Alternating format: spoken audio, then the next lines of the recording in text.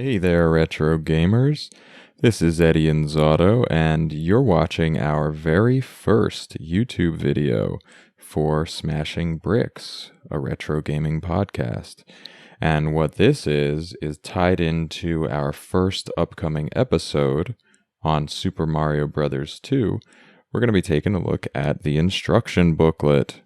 I know a lot of people who might be playing along with us, getting ready for the episode to drop, may not have access to the instruction booklet. Not that you really need it, but I think it's a nice curiosity. It's something interesting to look at. To me, it's a lot of fun to look at these old instruction manuals. So here we've got the cover with handsome, happy Mario and his little sparkling radish leaping into blue skies on the front. Moving in, we have the Nintendo seal of quality, table of contents, standard stuff. Here's the story.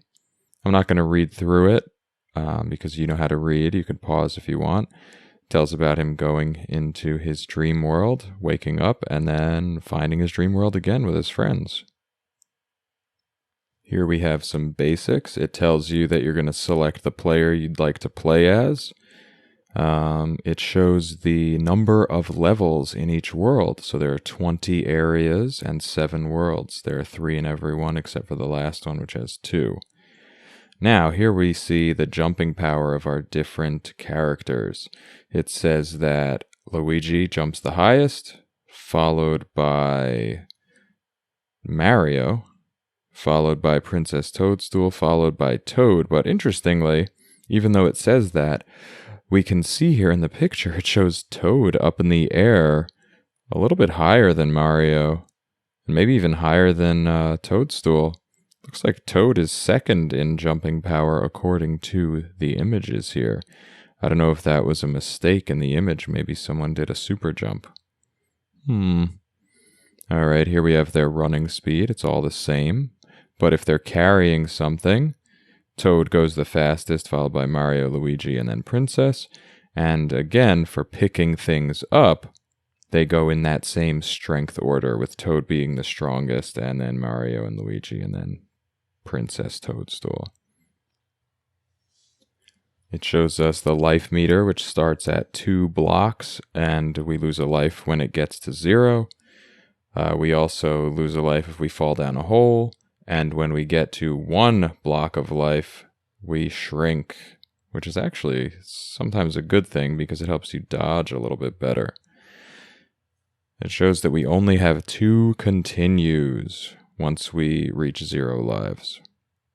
Okay, now it moves on to how to use the controller, this very complex D-pad, start, select, and A and B buttons. I love these illustrations for all these old games. There's so few controls, they could put an image for everything we could do. So we can jump, we can run and jump just by pressing to the side. Do our power squat jump, that's holding down on the D-pad until we flash, and then you jump 1.5 times higher than a regular jump when you press A. Press B to pull things up out of the ground. Press B to lift mushroom blocks or enemies. Okay, then when you're holding something, you can throw it with B. Here it shows you that bombs are kind of heavier than vegetables.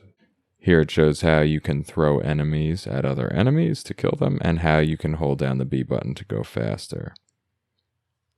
Ducking and jumping, and how to climb vines. Here's how we enter open doors. Tells you about keys briefly. Says you need a key to go into a locked door. This is all new stuff. There were no doors in Super Mario Brothers. So much of this stuff is new. Lifting up enemies is new. Throwing enemies is new. This is the first game where you could actually throw a thing.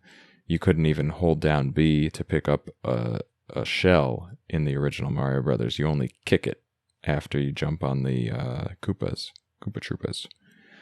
Alright, so in addition, it shows a little hint here. Destroy walls with bombs. So there are places where brick walls obstruct your path. Use bombs to destroy these walls. And now here's all our items. Coins, which work differently in this game than in the previous game, and differently in this game than in following games. Here, the more coins you get, the more chances you have to do the slot machine at the end of each level, which will give you the chance to win extra lives. Then we have vegetables and unripened vegetables, which in the game, they're functionally exactly the same as far as their immediate use, but something going on in the background is counting. This game does a lot of counting, and it counts the number of vegetables that are ripe that you've picked out of the ground, and we'll see when that comes into play. Turtle shells, so here's the first time you could pick up a turtle shell and throw it. Slides across the ground. Bombs we talked about, they explode really fast after you pick them up. And then mushroom blocks, great for building staircases and blocking the enemies or throwing at the enemies to kill them too. Alright, mushrooms appear in subspace and they increase your life meter by 1 block. Hearts will refill the life meter by 1. Keys are found in very particular places and they will open up locked doors. 1-up mushrooms obviously give you a new life. And then the POW block, when you throw this on the ground, it kills everything on the screen. And that's a holdover from Mario Brothers, the arcade game. Okay, really useful items. Now we've got the potion. So this is a big part of the game, is finding these potions. They also come up out of the ground like a radish would. And then when you throw it, it creates a door, and you go sort of into the inverse land of subspace to pull up some of these vegetable heads, and those turn into coins. But also you can find the mushrooms, and you only have a limited time when you go through each of these doors. And here's an interesting rule. It says, if you use magic twice in the area, then the coins will stop showing up in subspace. And by using magic, it means throwing a potion. Okay, here's another counting mechanism. So the cherries, you collect cherries, you get a star. I think it's 5 cherries, makes a star just float up out of the ground. And then the time stop is another 5. If you collect 5, you get the stopwatch, and that stops all enemies on the screen. And you can just have your way with them. Alright, so this talks about the end, where you'll fight a boss, you go through a mask, and you go to the next area, and you have to grab the crystal ball from Birdo, or from some other enemy.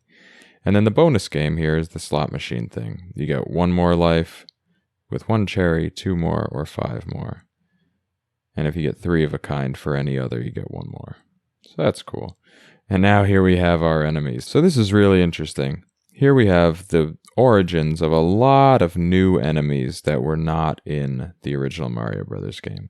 We've got Shy Guys of different colors, the Tweeters, the Sniffets that spit at you, the Ninjas that jump up and down, usually come in groups, Bezos flying across the screen, these Hoopsters going up and down vines, and the Nightmare Fuel Phanto.